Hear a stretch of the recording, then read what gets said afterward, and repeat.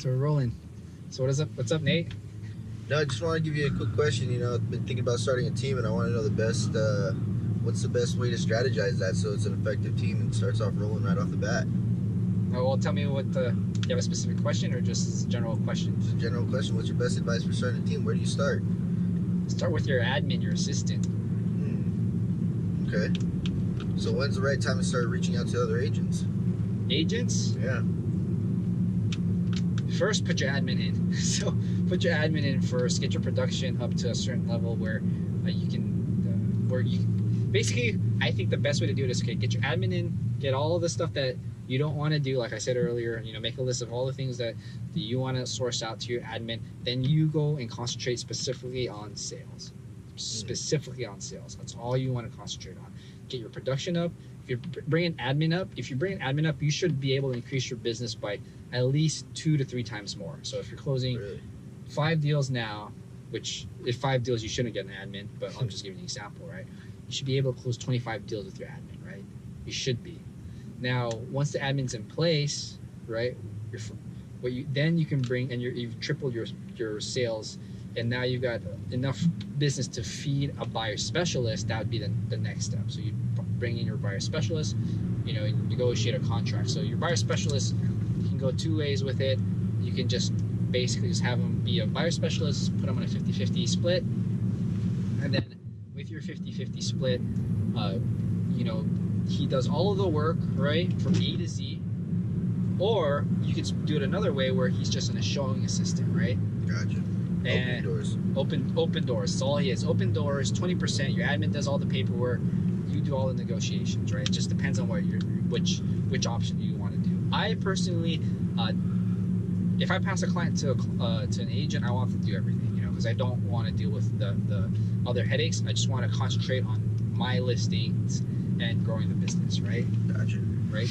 So that's basically, at this point right now, I'm basically at maybe like a second or third level where I have, 2 admins and, 2 or 3 buyer specialists. And so once you get to a point, then the next level is putting in like a listing specialist, and then a listing coordinator is probably the next step you'd want to put in, So how do you know when's the right time to hire an admin? Admin is, to be honest, I've heard different varying opinions on this, right? So I've heard opinions from like older agents that, you got to put in the work, you got to do XYZ, you got to be doing XYZ hours, XYZ business before you put an admin.